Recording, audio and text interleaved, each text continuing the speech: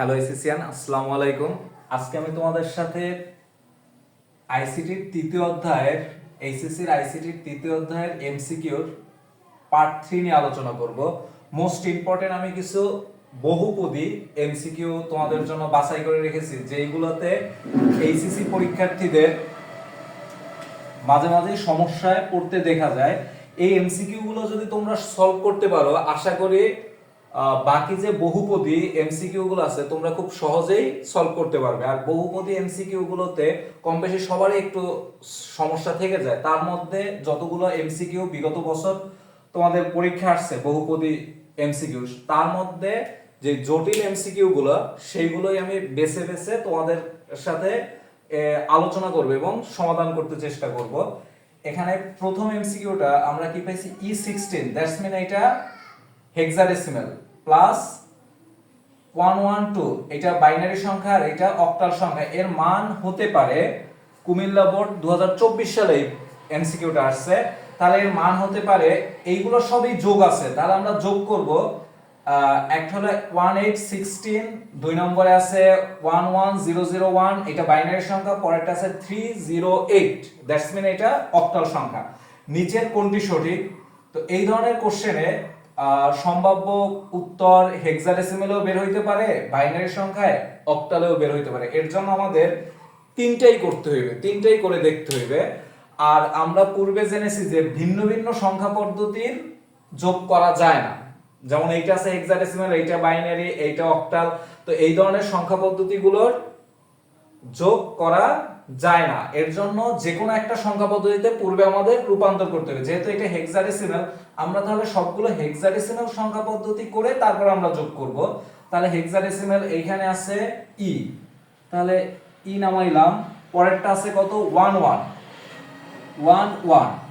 তো এটা বাইনারি সংখ্যা, তাহলে বাইনারি থেকে হেক্সাডেসিমালে আমরা কিভাবে নিব, 8 বিট 4 বিট করে। তাহলে বাইনারি থেকে হেক্সাডেসিমালে কিভাবে নেওয়া হয়, 4 বিট করে। তাহলে 4 বিট আমরা সামনে আর দুইটা শূন্য দিয়ে 4 বিট করে নেব। তাহলে বিট করে কিভাবে, বিট করে সাধারণ কার্ডের মতো, যে 1 1 এর ডবল 2, 2 এর ডবল 4, 4 এর ডবল 8, এরকম বিট। ঠিক আছে, তাহলে এখানে 1 পড়ছে কোন দুইটা বিটের উপর, সেই দুইটা বিট যোগ, আর শূন্য যেগুলো পড়ছে ওইগুলো যোগ করার দরকার নেই। তাহলে 11 এর হেক্সাডেসিমাল সংখ্যা 2 এর 1 3, তাহলে 11 এর হেক্সাডেসিমাল সংখ্যা 3। তারপরটা আমাদের আছে অক্টাল। অক্টাল থেকে আমরা কোন সংখ্যায় রূপান্তর করব, হেক্সাডেসিমাল। তাহলে অক্টাল থেকে হেক্সাডেসিমাল রূপান্তর করতে হলে সবার পূর্বে আমাদের অক্টাল সংখ্যাটারে বাইনারি সংখ্যায় রূপান্তর করতে হবে। তাহলে এখানে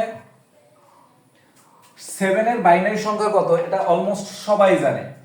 3 বিটে আমরা আগে বাইনারি সংখ্যায় রূপান্তর করব, 1 2 4, এরকম একটা সংখ্যা বিট, 1 1 এর ডবল 2, 2 এর ডবল 4। তাহলে এর মধ্যে কোনটা কোনটা যোগ করলে আমাদের 7 হয়, 4 যোগ করার দরকার, 2 যোগ করার দরকার, 1 যোগ করার দরকার, 4 আর 2 6, 6 আর 1 7, তিনটা বিটেই যোগ করার দরকার। এর জন্য তিনটা বিটেই আমরা কি দেব, 1 দিব। তাহলে এই বাইনারি সংখ্যা নেমে গেল।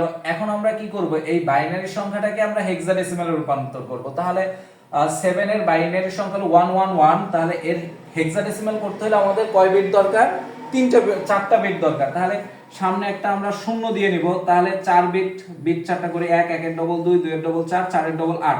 তাহলে কোন কোন বিটের উপর 1 পড়ছে, এইটার উপর 1 পড়ছে, এইটার উপর 1 পড়ছে, আর এইটার উপর 1 পড়ছে। যেই যেই বিটের উপর 1 পড়ছে ওই বিটগুলো আমরা যোগ করে দেব, ওই বিটগুলো আমরা কি করব, যোগ করে দেব। তাহলে যোগ করলে কত হয়, 4 আর 2 6, 6 আর 1 কত, 7।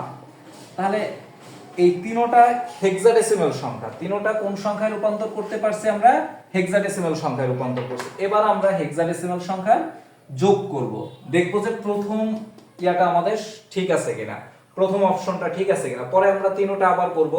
তাহলে হেক্সাডেসিমালের যোগ করার নিয়ম কি, হেক্সাডেসিমাল না, যে কোনো সংখ্যা পদ্ধতির যোগ করার নিয়মই এক।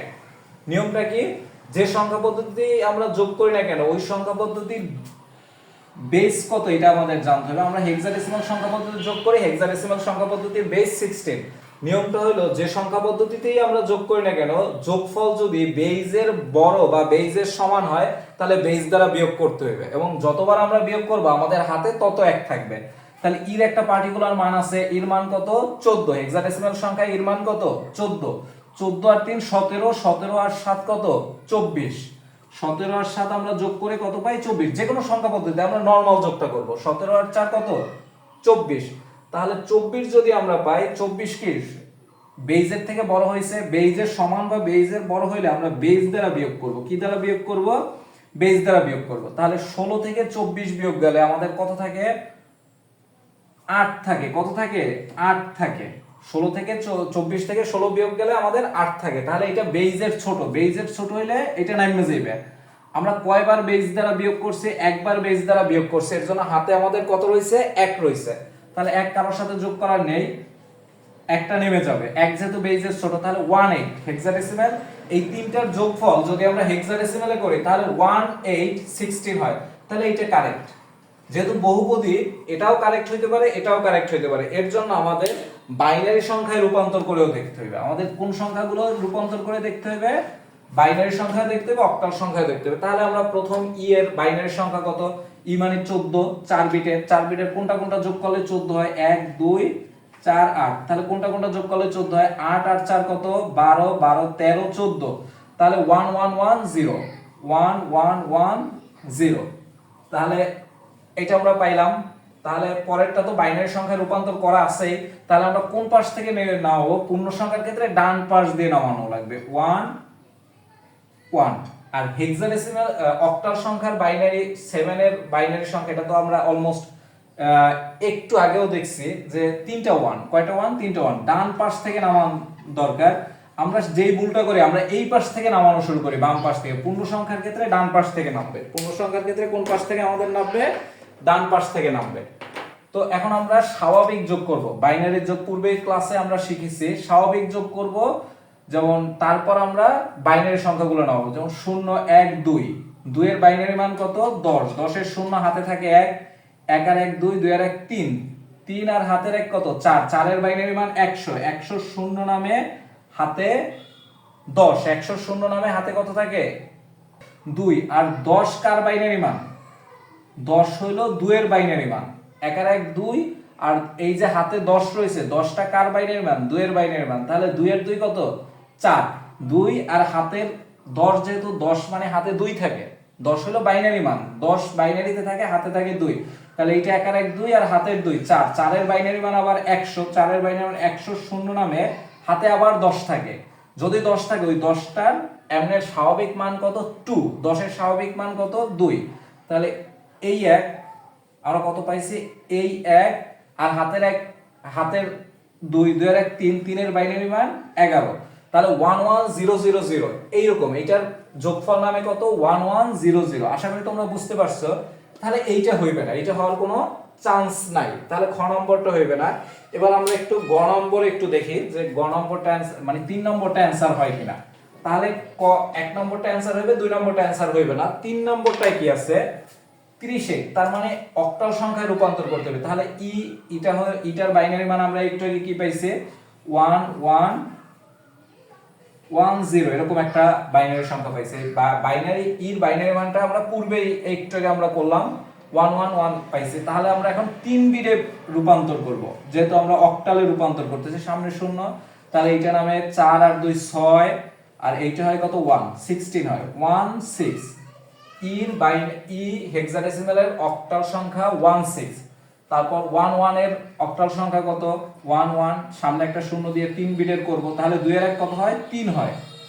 তারপর 7 তো এখানে আছে, তো এটাও আমরা যোগ করে দেব। এটা আমরা কোন সংখ্যা পদ্ধতিতে রূপান্তর করছি? তিনটাই আমরা অক্টাল সংখ্যা পদ্ধতিতে রূপান্তর করছি। আশা করি তোমরা বুঝতে পারতেছো। এইগুলো কিন্তু একটু জটিল, এই বহুপদী যে কোশ্চেনগুলো আসছে তার মধ্যে এগুলো একটু জটিল ধরনের। তাহলে আমরা স্বাভাবিকভাবে অক্টাল সংখ্যা যোগ করি, যেহেতু তিনটাই আমাদের অক্টাল সংখ্যায় রূপান্তর করা শেষ। 6 আর 3 কত হয়? 9। 9 আর 7 কত? 9 আর 7 16। 6 আর 3 কত? 9। 9 আর 7 কত? 16। 16 থেকে আমরা যেহেতু এটা বেইজের বড় বা বেইজের সমান হলে বেইজ দ্বারা বিয়োগ করব। বিয়োগ করলাম, 16 দিয়ে 8 গেলে থাকবে কত? 8। তারপরও দেখে যেই মানটা আমাদের নামছে সেই মানটা আমাদের বেইজের কি সমান হয়েছে। বেইজের সমান বা বেইজের বড় হলে বেইজ দ্বারা বিয়োগ করব, থাকে কত? শূন্য নামে। তাহলে কয়বার আমরা বেইজ দ্বারা বিয়োগ করছি? একবার, দুইবার। যে কয়বার আমরা বেইজ দ্বারা বিয়োগ করব, যে কতবার, তত আমাদের হাতে থাকবে। তাহলে হাতে আছে 1 আর 1, 2 আছে, হাতে আছে 2 আর হাতের 1 আর হাতের 2 3 হয়। তাহলে 308 এইটাও অ্যান্সার কারেক্ট। তাহলে 1 আর 3 এই দুইটা অ্যান্সার কারেক্ট। তাহলে 1 আর 3 কোথায় আছে? খ নম্বরে আছে 1 আর 3। তাহলে একের অ্যান্সার কোন, নিচের কোনটি সঠিক? খ নম্বরটা সঠিক। আশা করি তোমরা এই এমসিকিউটা খুব সহজে বুঝতে পারছো। নেক্সট এমসিকিউতে আমরা যাই। নেক্সট এমসিকিউতে কি বলছে? 0 1 0 1 1 1 1 2 এর সমকক্ষ মান কত? এই এমসিকিউটা তোমাদের চট্টগ্রাম বোর্ড 2024 সালে আসছে। এই এমসিকিউটা তোমাদের চট্টগ্রাম বোর্ডে 2024 সালে আসছে। তাহলে 2024 সালে আসার কারণে আমরা কি পাইছি? এইটার মান হেক্সাডেসিমেলেও রূপান্তর করছে, অক্টালেও রূপান্তর করছে, ইভেন দশমিক সংখ্যায় রূপান্তর করছে। তাহলে আমরা তিনটা সংখ্যায় রূপান্তর করে দেখতে পারি যে কোনটার সাথে কোনটার সাথে মিলে। তাহলে বাইনারি থেকে হেক্সাডেসিমেলে রূপান্তর করার নিয়ম কি? আমরা পূর্বে জেনেছি 0 1 0 1 1 1 দুইটা দুইটা চারটা পাঁচটা। তাহলে এই এখন আমরা জেনেছি যে বাইনারি থেকে হেক্সাডেসিমেল, যেহেতু অপশনে প্রথমটা হেক্সাডেসিমেল আছে, আমরা অপশন টেস্ট করব। বহুপদী প্রশ্নে তোমার কোনো কিছু করার নেই। বহুপদী প্রশ্নগুলায় তোমার প্রত্যেকটা অপশনেই টেস্ট করতে হবে যে কোন অপশনটায় আনসার হয়। তাহলে এখানে যেহেতু আমাদের 16 আছে হেক্সাডেসিমাল, তাহলে বাইনারি থেকে আমাদের হেক্সাডেসিমাল করতে হবে। তাহলে আমরা কয় বিট নিয়ে করব? 4 বিট নিয়ে। বাইনারি সংখ্যা থেকে, যেহেতু পূর্ণ সংখ্যা ডান হাত পাইবে, ডান থেকে বামে যাব, এই 4 বিট নিলাম। তাহলে এইটা আমাদের বিটি করার নিয়মটা কি? 1 1 এর ডবল 2 2 এর ডবল 4 4 এর ডবল 8। তাহলে চারোটায় 1 পড়ছে, এটায় 1 পড়ছে, এটায় 1 পড়ছে, এটায় 1 পড়ছে, এটায় 1 পড়ছে, চারটে 1। তাহলে যেটা যেটা 1 পড়ছে ওই বিটগুলো যোগ করব। 8 আর 4 কত? 12 13 14 আর 1 15। 15 হেক্সাডেসিমাল হইলো যে 15 একটা পার্টিকুলার মান আছে। 15 মান কত আমরা জানি? f। ঠিক আছে। আচ্ছা, পরেরটা আমরা কি দেখলাম? এইটা একটা শূন্য পড়ছে, এইটায় 1, এইটায় শূন্য পড়ছে, এইটায় 1। তাহলে যেই যেই বেজের উপর যেই যেই বিটের উপর 1 পড়ছে ওই বিটগুলো আমরা যোগ করব। 4 আর 1 কত হয়? তাহলে 5 হয়। 4 আর 1 কত হয়? 5 হয়। তাহলে 5 তাহলে প্রথমটা 5x 16। তাহলে এই বাইনারি সংখ্যার হেক্সাডেসিমাল কত?